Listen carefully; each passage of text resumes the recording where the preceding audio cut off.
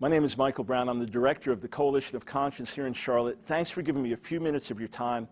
I want to talk about something extremely important to you and to me, and something positive that we can do to bring about change. You know, right here in our schools in Charlotte, there are preschools where 4-year-olds have books on a mandatory reading list for teachers like Heather Has Two Mommies and Daddy's Roommate. Let me read to you from the back of Heather Has Two Mommies. 4-year-olds in Charlotte are having this read to them. Heather's favorite number is 2. She has 2 arms, 2 legs, 2 eyes, 2 ears, 2 hands, 2 feet. Heather has 2 pets. Heather also has 2 mommies, Mama Kate and Mama Jane. You know, there's a preschool here in Charlotte where the teachers are not allowed to address the 4-year-olds as boys and girls because that would be making a gender distinction. Instead, they have to call them friends. You know, there's schools in America that line up kids by sneaker color rather than by gender because you can't box kids into male and female gender. This is not imaginary. This is actually happening. Right here in our Charlotte-Mecklenburg schools, it's school policy that there's a special class of protection now for gender identity. That means 16-year-old Johnny can determine that he's Jane, and he has special protection at the school, special rights.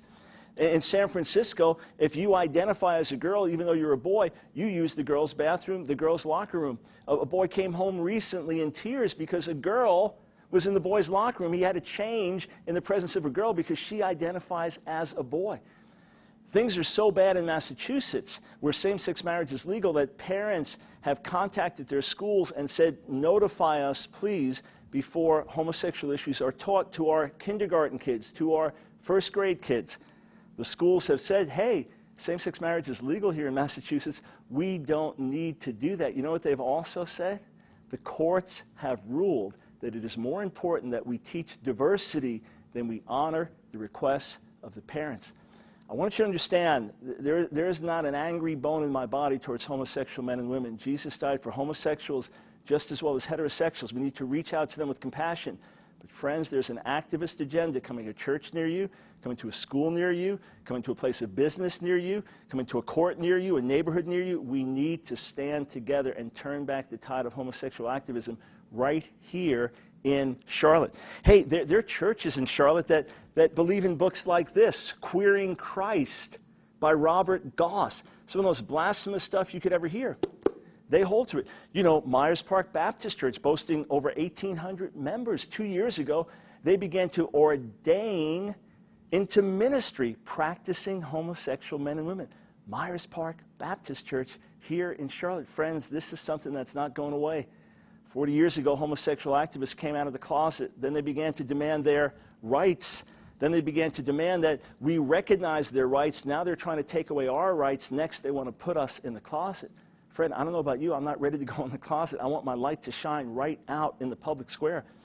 Increasingly, though, our religious rights are being stripped. Let me read to you. Washington Post, April of this year.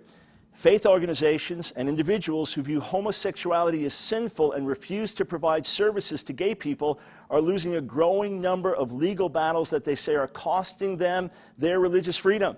Examples in the Washington Post. A Christian photographer was forced by the New Mexico Civil Rights Commission to pay over $6,000 in attorney's costs after she refused to photograph a gay couple's commitment ceremony. A psychologist in Georgia was fired after she declined for religious reasons to counsel a lesbian about her relationship. Christian fertility doctors in California who refused to artificially inseminate a lesbian patient were barred by the state Supreme Court from invoking their religious beliefs and refusing treatment. How about this? Georgetown law professor Hy Feldblum, when she was asked, okay, what about the conflict between religious liberties and sexual liberties? Quote, I'm having a hard time coming up with any case in which religious liberty should win. In Canada, there are now a number of Christian leaders who have been fined and threatened with imprisonment for saying anything negative about homosexuals. In fact, they have been banned for speaking against homosexuality for life. That means even quoting the scriptures that the Bible is against homosexual practice and God has a better way. You want to see how far this reverse discrimination has come?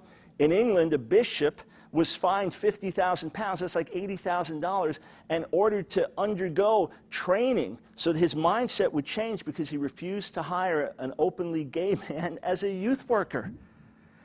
Crystal Dixon, African-American woman, She is the former vice president of human resources at the University of Toledo.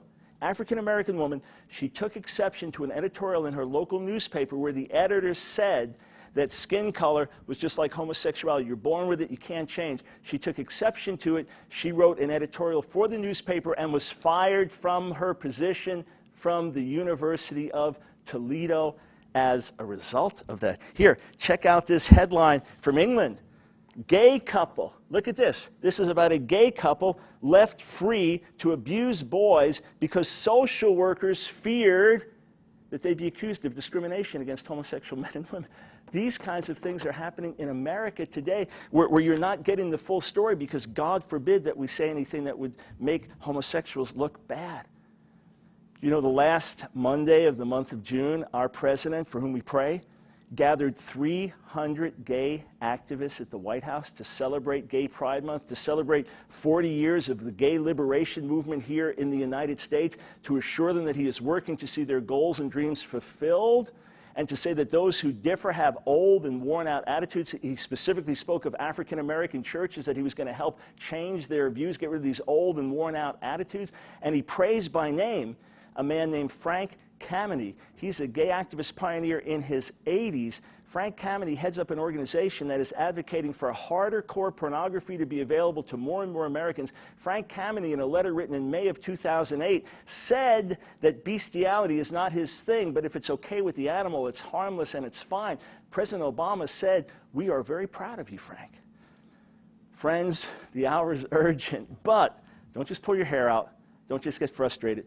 Citizen Magazine, Focus on the Families magazine, for those standing for righteousness in America, goes to 50,000 people in America. January of this year, they wrote an article called Something New in Charlotte, talking about the positive work we've been able to do in the city to turn back the tide of homosexual activism at the same time that we reach out to gays and lesbians with the compassion of Jesus. Here's the good news. July 25th, we're gathering more than 1,000 believers to surround a gay pride event in Charlotte with worship, prayer, intercession, and the message of the love of God. It can literally have a ripple effect around the nation. Our theme is God has a better way. Go to godhasabetterway.com. If we're going to have 1,000+ people, that means we need you to be standing there. Friends, together, we can make a difference.